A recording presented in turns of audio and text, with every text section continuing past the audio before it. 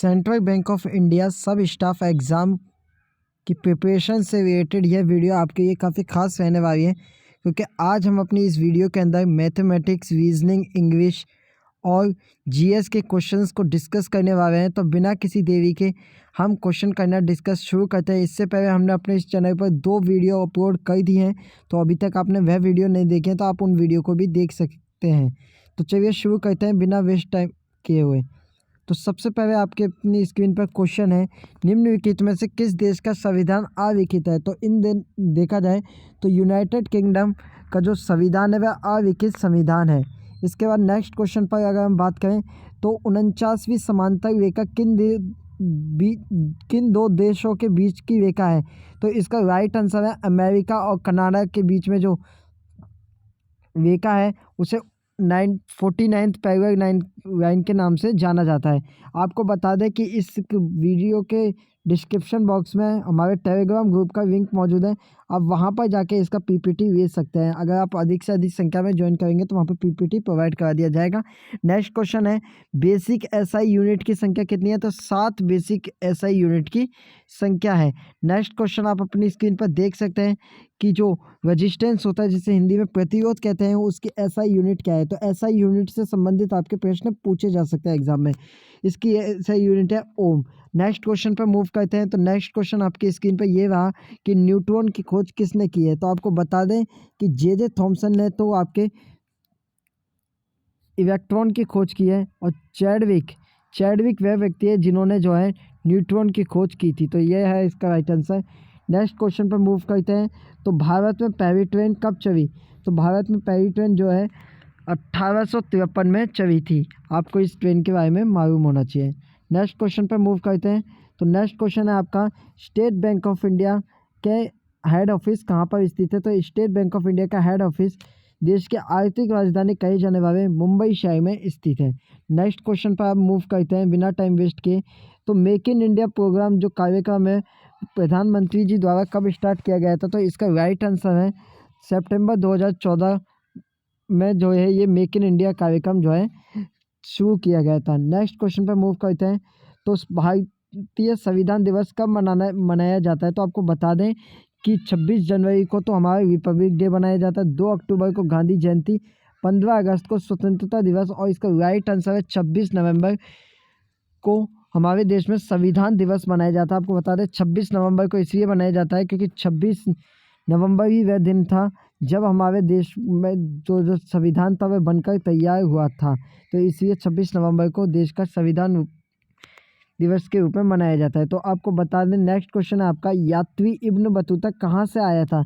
तो इसका right answer है मोरक्को से यह जो है आया था इब्न बतूता। और आपको बता दें इब्न बतूता जब भारत में आया था तो इल्तुतमिश का शासन था। यह एक्स्ट्रा जानकारी भी आपको रखनी चाहिए क्योंकि वहाँ से भी आपका क्वेश्चन पूछ लिया जाता है। अब हम लुक करते हैं मैथमेटिक्स के क्वेश्चन को लेकर। तो पहला सवाल आप अपनी स्क्रीन पर देख सकते हैं कि एक वस्तु का मूल्य 500 रुपये है, उसके बाद 20 रुपये की छूट दी जाती है, तो छूट के बाद वस्तु का नया मूल्य क्या रहेगा। तो आप अपनी स्क्रीन पर देख सकते हैं कि जो 500 रुपये है वह 100% के बराबर है। तो हमें पूछा है कि 20% छूट दे दी, यानी अगर देखा जाए तो 20% छूट देने का क्या मतलब हुआ। इसका 20% छूट देने का मतलब हुआ कि हमने 100 रुपये की छूट दे दी इसके अंदर, क्योंकि एक 10% तो इसका कितना होता है 50%, तो 50 होगा। तो 20% छूट का मतलब हुआ हमने 100 रुपये की छूट इसके अंदर दे दी। तो राइट आंसर भी था 400 रुपये, यानी 400 रुपये इसका नया मूल्य होगा। नेक्स्ट क्वेश्चन की अगर हम बात करें तो नेक्स्ट क्वेश्चन आपका स्क्रीन पर है कुछ इस प्रकार। आपको पता होना चाहिए कि ये आपका 10th लेवल का पेपर रहने वाला है, तो आपको उसी के तरीके से अपनी तैयारी करनी है क्योंकि कुछ क्वेश्चन आपसे कठिन जरूर भी पूछे जाएंगे, तो इस बात को आपको ध्यान में रखना है। और नेक्स्ट क्वेश्चन की अगर हम बात करें तो एक ट्रेन रेलवे स्टेशन से 150 किलोमीटर की दूरी पर है और हर घंटे में 30 किलोमीटर की गति से चलती है।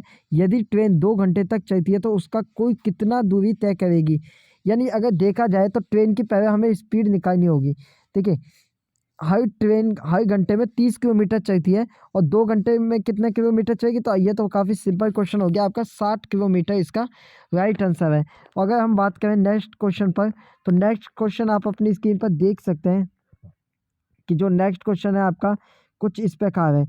एक दुकानदार अपने सामान को 20 रुपये बढ़ाकर, यानी जो मार्कअप है वह 20% ज़्यादा खाता है और उस पर 10% छूट देकर बेचता है।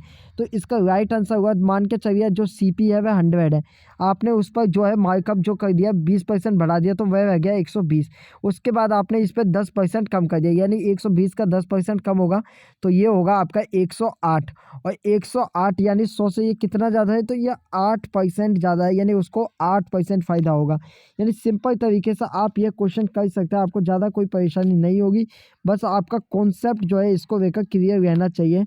अगर हम नेक्स्ट क्वेश्चन पर नज़र डालें तो जो आपका नेक्स्ट क्वेश्चन है वह आपकी स्क्रीन पर ये रहा।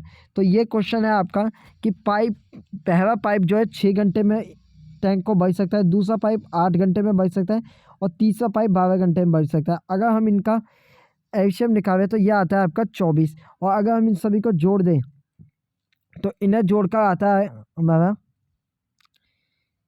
12 घंटे में भर सकता है। और ये पूछा गया है तो अगर ये पाइप एक साथ काम करे तो कितने घंटे में जो है पाइप जो टैंकर है वो भर जाएगा। तो आप सिंपल ही आपका इसमें डिवाइड किया तो ये 4 हो गया, इफ़िशियंसी निकाल गया हम सबसे पहले 3 हो गया और यहाँ से इसका 2 आ गया। तो आपका राइट आंसर है यहाँ पे 9। और अगर देखा जाए तो 9 को अगर 24 में डिवाइड करोगे तो कितनी बार जाएगा आपका 9 का 24 में डिवाइड, तो ये 2 से कुछ अधिक समय जाएगा। और राउंड ऑफ करके अगर देखा जाए तो ये लगभग 3 घंटे रहने वाला है, तो इसका राइट आंसर आपका 3 घंटे रहेगा, यानी राउंड ऑफ भी आपको अच्छी तरीके से आना चाहिए। नेक्स्ट क्वेश्चन पर मूव करते हैं।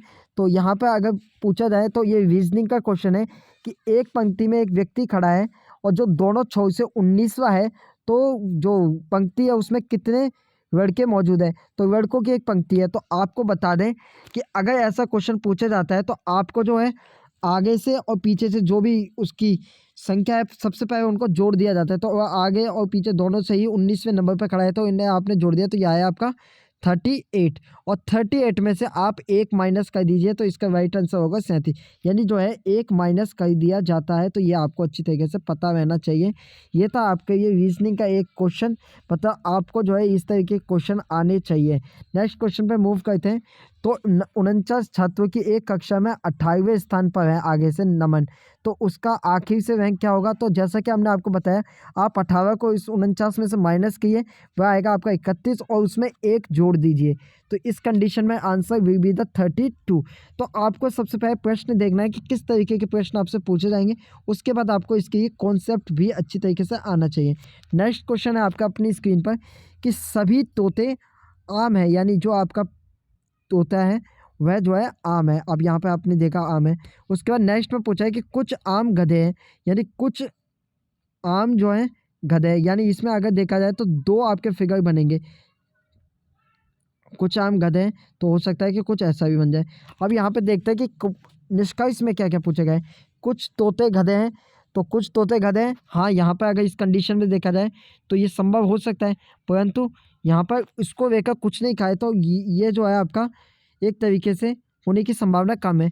कुछ गधे आम है, कुछ गधे आम है, हाँ यहाँ एक तरीके से साफ कहा है, यानी यहाँ पर आपको क्लैरिटी मिली है, तो इसका राइट ऑप्शन होगा बी, यानी b will be the right option. अगर नेक्स्ट क्वेश्चन पर नज़र डालें तो नेक्स्ट क्वेश्चन आपके रीजनिंग से ही संबंधित है और क्वेश्चन में पूछा गया है कि डिक्शनरी के अंदर इनमें से सबसे पहले कौन सा वर्ड आएगा। तो अगर इसका राइट आंसर देखा जाए तो इसका जो राइट आंसर है वह रहेगा आपका डेव। इसका कारण है क्योंकि डी से सभी शब्द शुरू हो रहे हैं, लेकिन उनके बाद जो अगला वर्ड है उसमें DA आ रहा है, तो ए जो है सबसे डिक्शनरी में सबसे पहले यूज़ होता है, तो ए जो आपका डेव होगा वह इसका राइट आंसर होगा। नेक्स्ट क्वेश्चन पे मूव करते हैं और नेक्स्ट क्वेश्चन आपकी स्क्रीन पर ये रहा इंग्लिश का ये क्वेश्चन, यानी इंग्लिश में आपके एंटोनियम, सिनोनियम, इडियम से संबंधित, एवरी से संबंधित सवाल पूछे जाएंगे। तो सबसे पहला क्वेश्चन ये रहा कि एबुडेंट का सिनोनियम बताइए। तो सिनोनियम एबुडेंट का होगा plentiful, plentiful will be the synonyms of abundant. Next question आपकी स्क्रीन पर ये रहा इवोक्वेंट का जो है सिनोनियम्स बताना है, तो इसका आंसर है articulate, articulate will be the right answer. इसके बाद नेक्स्ट क्वेश्चन पर जाते हैं। एंटोनियम पूछा है, यहाँ पे एंटोनियम पूछा है जेनवेस का, तो जेनवेस का एंटोनियम होता है आपका shellfish, shellfish will be the right answer. Next question पे हम मूव करते हैं। तो नेक्स्ट क्वेश्चन आपकी स्क्रीन पर ये रहा कि दी गई ईडियम का जो है हमें अर्थ बताना है। इनमें से अर्थ क्या रहेगा? तो ईडियम है आपका बाइट द बुलेट। तो बाइट द बुलेट का जो है आंसर जो रहेगा वह रहेगा आपका embarrass the challenge. Embarrass the challenge जो है इसका सही अर्थ रहेगा। Next and the last question of the class रहने वाला है आपका कुछ इस प्रकार, जहां आपसे सेंटेंस के अंदर जो है एवर पूछा गया है। तो the cat wade on the window will all afternoon. तो इसका राइट आंसर रहेगा आपका वेड। इसकी जगह आपका जो है वे आएगा, यानी एक तरीके से वे जो है इसकी जगह आना चाहिए। That will be your right answer. यहाँ पे आपका जो है ये आंसर नहीं है, एक तरीके से बी जो है इसका यहाँ पे आपका वेड आएगा और ये जो है आपका राइट आंसर रहेगा। तो ये थी जानकारी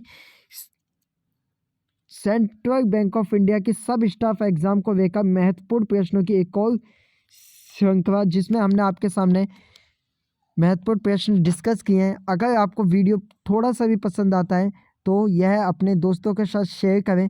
चैनल को अभी तक सब्सक्राइब ना किया हो तो आप चैनल को सब्सक्राइब कर सकते हैं।